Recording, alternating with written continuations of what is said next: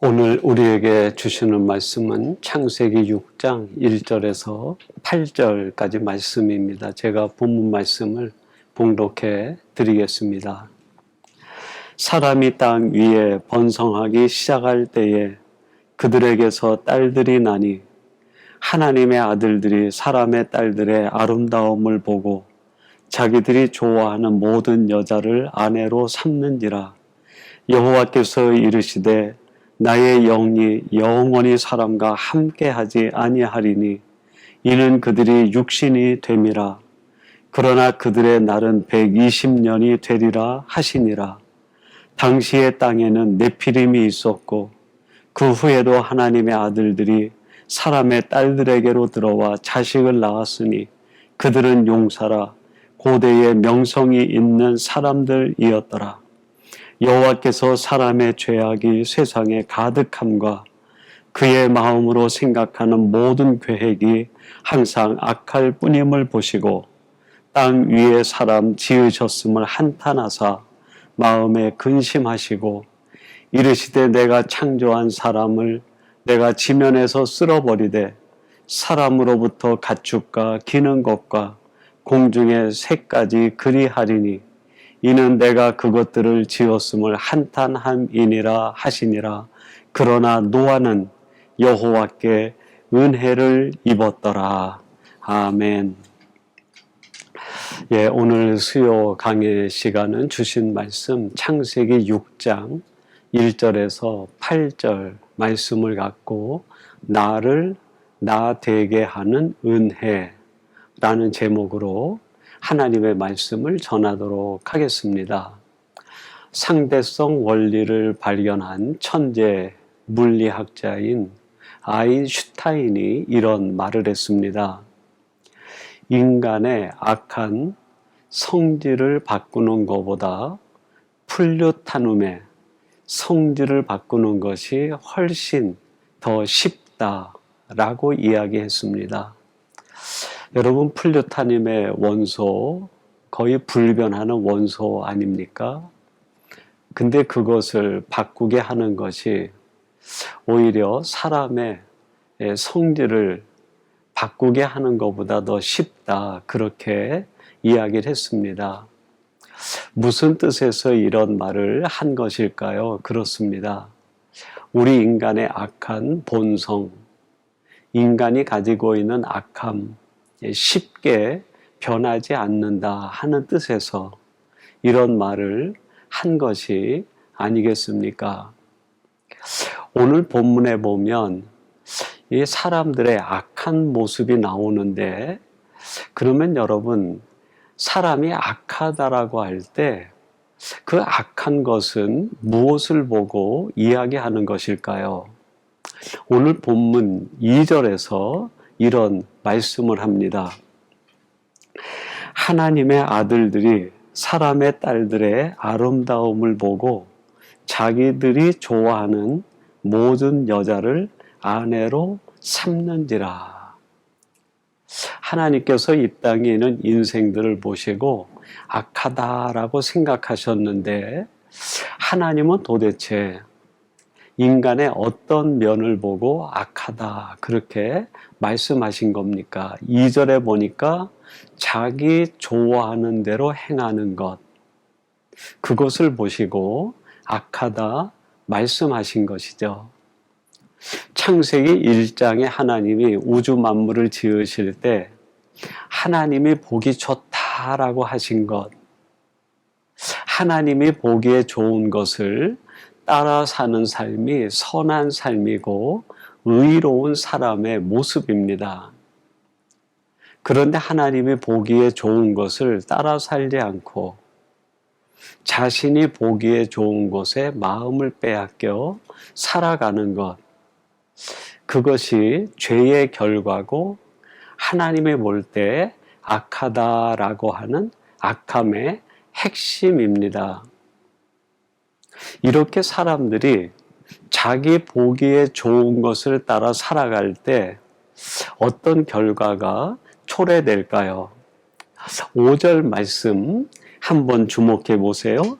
여호와께서 사람의 죄악이 세상의 가득함과 그의 마음으로 생각하는 모든 계획이 항상 악할 뿐임을 보시고, 사람이 자기가 보기 좋은 대로 살아가는 것, 어떻게 보면 사람이 살아가는데 당연한 일이 아닌가 하는 생각을 할 수도 있습니다. 그런데 우리 인간이 죄로 말미암아 생각이 변질되고 마음이 부패해진 뒤에 자기가 보기 좋은 대로 살아가는 것은 결국 이 세상을 죄가 관영한 세상으로 만들어 가게 되고, 사람은 점점 더 악을 향해 달려가게 된다 하는 것입니다. 그래서 자기 보기 좋은 대로 살아가는 것이 악한 것이고, 자기 보기 좋은 대로 살아가는 사람으로 인하여 세상은 점점 더 죄악된 세상, 그리고 이 세상은 점점 더 악이 가득한 세상이 되고 맙니다. 여러분, 창세기 4장에 보면 가인이 그의 분노를 이기지 못하고 그의 동생 아벨을 죽입니다. 이 창세기 4장에 나오는 가인의 악은 그의 동생 한 명을 죽이는 거였어요. 그런데 여러분, 이 악함은 어떻게 합니까? 점점 커지는 성질이 있습니다. 그래서 우리와 가장 가까운 근래에 이 세상엔 어떤 일이 일어났었습니까? 1937년에 일본이 중국을 점령하기 위해서 난징에 들어가서 불과 6주 만에 중국 사람 약 30만 명을 무차별 학살을 합니다. 이게 난징 대학살 사건이죠. 한 명을 죽이는 사건이 30만 명을 죽이고도 죄책감을 느끼지 못하는 악한 세상, 악한 인간을 만들어버린 거예요. 그것뿐입니까? 2차 대전 당시에 히틀러는 자기의 야망을 채우기 위해서 유태인들 600만 명을 그 독가스실로 몰아들여서 사람의 목숨을 파리 목숨 뺐듯 빼앗아 버린 거 아닙니까?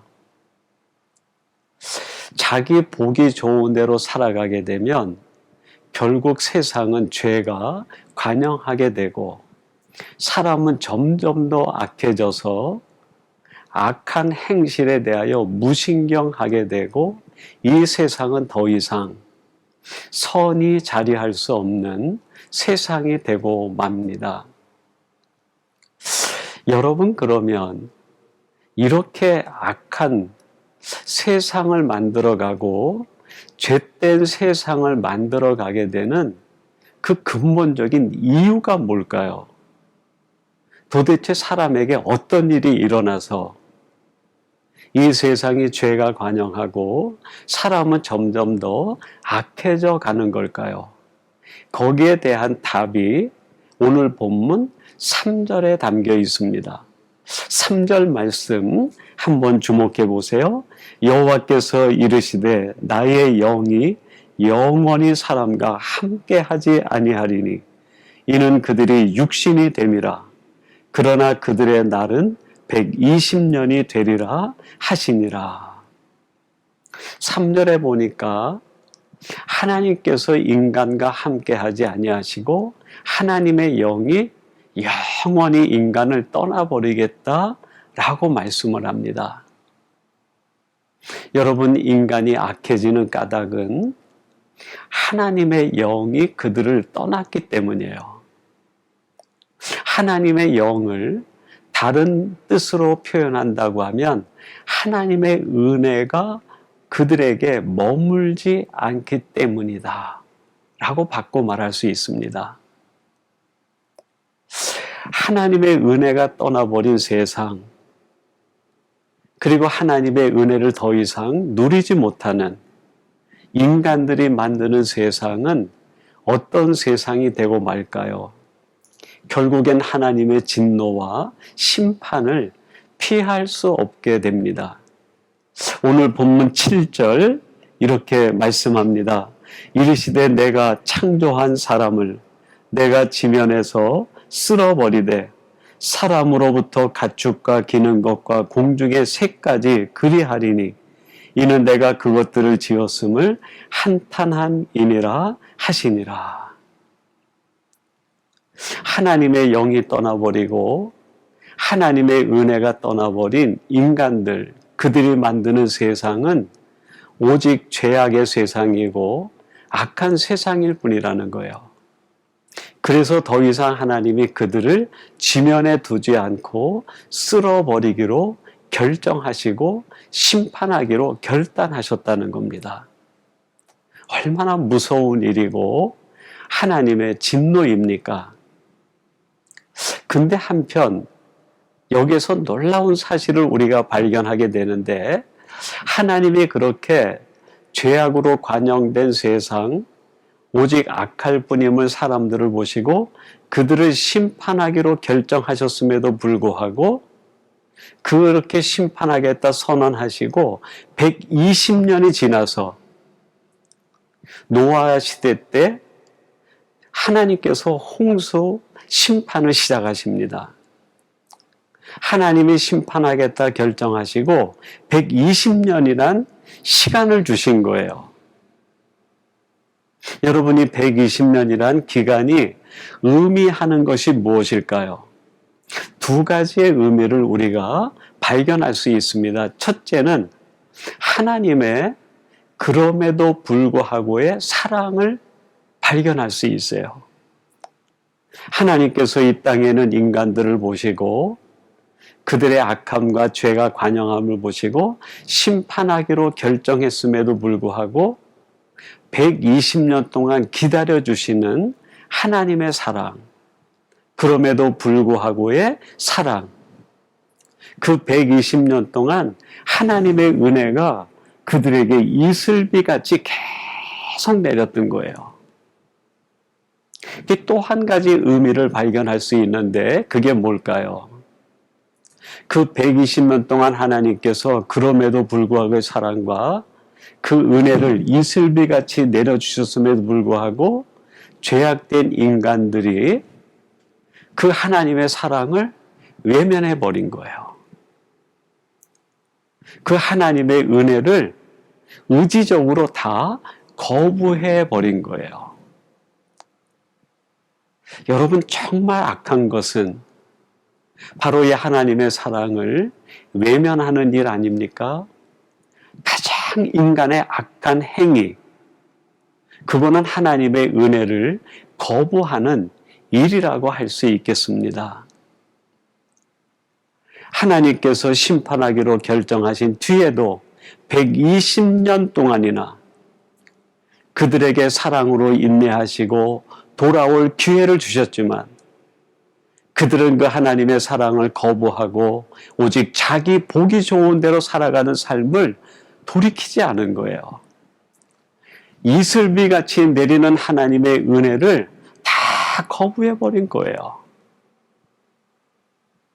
여러분, 방주를 짓는 기간이 120년이었는데 3절 말씀에 보면 죄악된 인간들의 생명의 소환을 하나님이 120년이 되게 하겠다라고 말씀합니다. 이 120년의 방주를 짓는 기간, 하나님이 심판을 결정하시고 기다려주신 기간, 그것이 의미하는 게 뭘까요? 120년이라고 지칭된 인간의 일생, 그 전체를 하나님이 은혜로 기다려주겠다는 거예요. 태어날 때부터 그가 죽을 때까지 하나님께서 은혜로 인내하시고 기다려주시고 은혜를 베풀어 주시고 사랑을 계속 부어주신다는 거예요. 그런데 죄된 인간은 마지막까지 어떻게 합니까? 그 하나님의 사랑을 거부하고 은혜를 외면한 채 자기 보기 좋은 대로 누리며 살다가 그의 인생을 허무하게 끝내고 만다는 거예요. 여러분, 이 좋으신 하나님, 이 사랑의 하나님이, 은혜의 하나님이 오늘 우리들에게 우리들이 행하는 것이 하나님의 마음을 아프게 하는 것뿐이고 하나님 아버지의 마음을 슬프게 하는 것임에도 불구하고 우리를 향해 인내하시고 또 사랑을 베풀어 주시고 우리에게 은혜를 부어주시는 거 아닙니까? 이 하나님의 사랑과 은혜에 우리는 무엇으로 응답하고 어떻게 응답하며 매 순간을 살아가고 있습니까? 혹시 노아 홍수 시대 때 그 어리석은 인생들처럼 자기 보기 좋은 대로 살다가 비참한 인생을 마치는 그러한 모습으로 살아가고 있지는 않습니까? 그래서는 안 됩니다. 그럼에도 불구하고의 사랑과 이슬비같이 우리에게 내려주시는 그 하나님의 은혜를 생각하며 매 순간 그 은혜에 응답하며 살아가는 사람이 되어야 되는 거 아닙니까? 여러분, 이러한 때에 노아는 하나님이 베풀어 주시는 은혜에 응답하는 사람으로 삶을 살아가게 됩니다. 오늘 본문 8절 이렇게 말씀합니다. 그러나 노아는 여호와께 은혜를 입었더라. 그러나 노아는 여호와께 은혜를 입었더라. 하나님의 은혜가 이슬비같이 내릴 때 그 시대에 살던 수많은 사람들은 자기 보기 좋은 대로 죄악의 길을 걸어가고 그의 악한 본성을 쫓아 살았지만 노아는 그에게 부어주시는 하나님의 은혜에 응답하며 은혜에 부합하는 사람으로 살기로 갈망했다는 거예요. 이게 은혜고 이게 축복 아닙니까? 오늘 본문은 8절까지지만 9절 말씀에 보면 이런 말씀이 나옵니다. 이것이 노아의 족본이라. 노아는 의인이요 당대의 완전한 자라. 그는 하나님과 동행하였으며.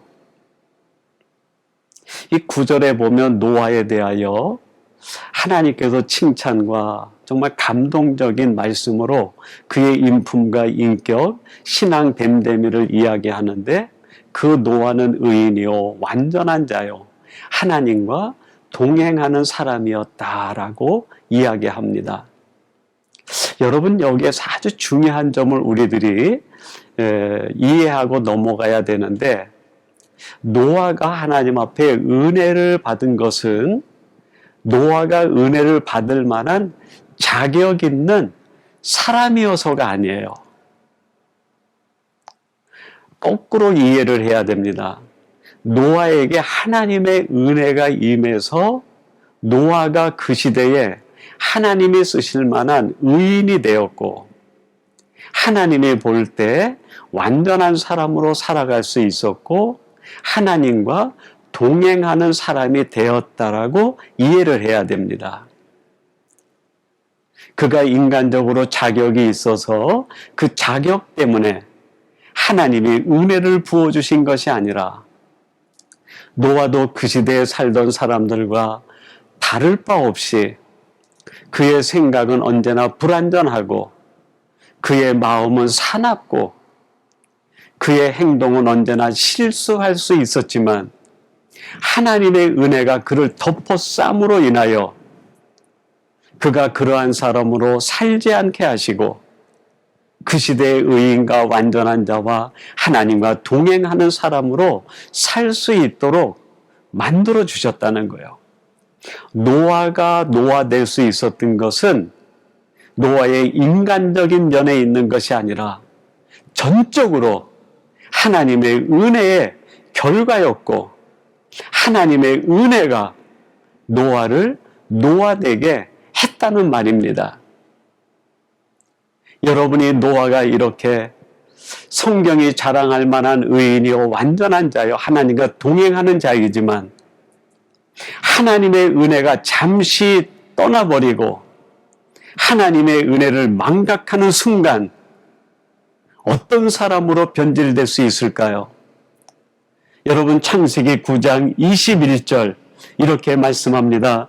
포도주를 마시고 취하여 그 장막 안에서 벌거벗은지라. 노아 홍수 이후에 노아와 그 가족들이 전부 육지로 올라와 농사를 짓는데 포도를 심었어요. 그것으로 포도주를 만들어서 노아가 자기 방에서 포도주에 취해가지고 벌거벗은 채 누워 있었다는 거예요. 여러분, 의인인 노아에게는 상상할 수 없는 모습 아닙니까? 당대 완전한 자라고 했는데 이런 모습이 어찌 어울리겠습니까? 하나님과 동행하는 사람이라고 했는데 어떻게 그가 취하고 벌거벗은 채 누워 있을 수 있겠습니까? 여러분, 그러한 노아라도 하나님의 은혜와 멀어지게 되고 하나님의 은혜를 놓치는 순간 이 노아도 실수할 수 있고 넘어질 수 있고 그의 삶이 다른 사람에게 질타와 다른 사람에게 좋지 않은 모습을 보일 수 있는 사람으로 얼마든지 변질될 수 있다는 거예요. 여러분, 이 사건 뒤에 자녀들에게 어떤 일이 일어납니까? 창세기 9장 25절 이렇게 말씀합니다. 이에 이르되 가나안은 저주를 받아 그의 형제의 종들의 종이 되기를 원하노라 하고. 여러분이 노아가 잠이 깨서 보니까 자기가 실수한 걸 알게 되었고 그게 함과 연관되었다는 걸 알게 되었어요. 그렇다고 하면 이 노아가 깨어난 뒤에 자기를 돌아보고 하나님 앞에 회개하고 자녀들 앞에 자신의 무책임과 자신이 가지고 있었던 잘못을 아이들에게 용서를 구하고 자기를 다스려야 되는 거 아닙니까? 그런데 이 노아가 어떻게 합니까? 그 함의 아들 가나안을 저주하여 너는 형제의 종의 종들의 종이 되겠다고 선언을 해버립니다. 노아의 입에서 자기의 사랑하는 손주를 저주해버린 거예요. 여러분, 아무리 우리들이 이해하려고 해도 이해할 수 없는 대목 아닙니까? 당대 의인이요 완전한 자요 하나님과 동행하던 그 노아가 어떻게 그 입에서 저주의 말을 쏟아낼 수 있을까요? 결국 우리가 생각할 수 있는 한 가지 해석은 하나님의 은혜와 멀어진 것이 아닌가? 하나님의 은혜를 놓쳤던 것은 아닌가? 여러분, 하나님의 은혜가 임하면 그의 생각과 마음이 항상 죄와 악한 것으로 넘어질 수 있는 사람이라 할지라도 그 은혜가 그를 다시 만들고 다시 하나님의 사람으로 온전케 하여 그를 의인으로 만들고 당대 완전한 자로 만들고 하나님과 동행하는 사람이 되게 합니다. 그러나 이렇게 의인이요 완전한 자요 하나님과 동행하는 사람일지라도 은혜를 망각하고 은혜에서 멀리 떨어지기 시작하면 그는 실수하게 되고 넘어지게 되고 그의 입에서는 저주의 말이 언제든지 나올 수 있습니다. 여러분, 우리들이 살아가는 삶은 내 힘으로 살아가는 것이 아니라 하나님이 이슬비같이 내려주시는 은혜를 누리며 은혜를 받으며 살아가는 것, 그것이 축복이고 은혜 중에 은혜가 아닙니까? 하나님의 은혜가 떠나면 우리는 죄인이 될 뿐이고 하나님의 은혜가 임할 때 비로소 우리가 하나님의 자녀다운 삶을 살아갈 수 있게 됩니다.